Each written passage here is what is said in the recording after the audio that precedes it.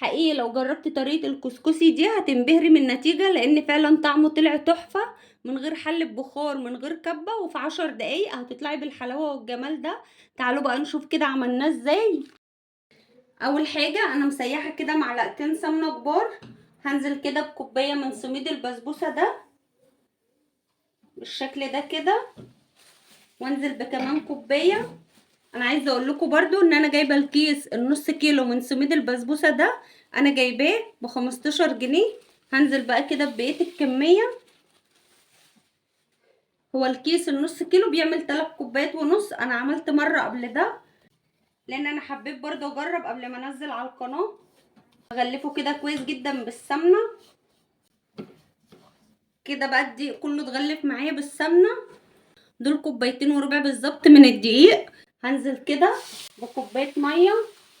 هو هيكتل معاكي كده في الاول، ما تقلقيش خالص، ما تزودوش ميه يا بنات عشان برضو ما يعجنش معاكي. طبعا ده كله النار عاليه. بصوا بدأ يكتل اهو، ما تقلقيش خالص، هيفك كل ده، يفك تاني دلوقتي. وهزود برضو ربع كوبايه ميه، يبقى كوبايتين وربع دقيق من بتاع سميد البسبوسه، عليهم كوبايه وربع ميه. ما تكتريش الميه عشان ما يعجنش منك. وبرضو تعملي في طاسه غير لاصقه.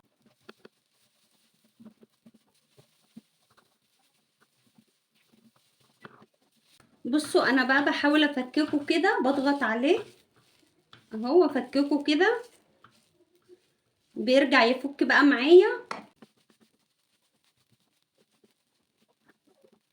بصوا بدأ يفك معايا خالص اهو. خدت تقليب فيه كده بتاع يجي ربع ساعة كده. لو في كتلة ولا حاجة بقوم ضغط عليها كده اهي، وتقوم فكة معايا برضو. بصوا بقى زي الكسكسي ما شاء الله، حلو قوي على فكرة. انا عايزة اقول لكم ان فعلا طريقته جميلة. هو بس مشكلته ان هو بيحتاج تقليب شوية. الكسكسي اهو بعد ما برد، بصوا فرفت معايا تاني اهو، ما تقلقوش منه خالص. بس ما تزودوش ميه كتير عشان برضو ما يعجنش معاكي. انا برضو عايزه اقول لكم ان انا كنت معترضه ان انا اعمل الترند ده، لان انا كنت رايحه عشان اشتري الدقيق بتاع السميد ده. لقيت النص كيلو ب15 جنيه، ولقيت النص كيلو كسكسي برضو ب15 جنيه. فقلت طب انا ليه بقى اوجع قلبي، ما هو تهوت جاهز على طول. فحبيت ان انا اجرب برضو. فبصراحة يعني لقيت ان ده طعمه احلى بكتير من الكسكسي اللي احنا بنعمله، او الكسكسي الجاهز بمعنى اصح.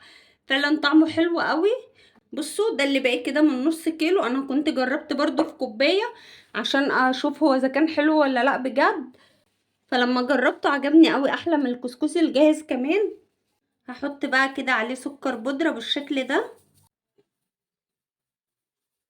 كده. بقى خلصت وصفتي النهاردة، اتمنى بقى يكون الفيديو عجبكم. ولو عجبتكم بقى الوصفة ما تنسوش تشتركوا في القناة عشان يوصلكوا كل جديد. اشوفكم بقى على خير في فيديو جديد.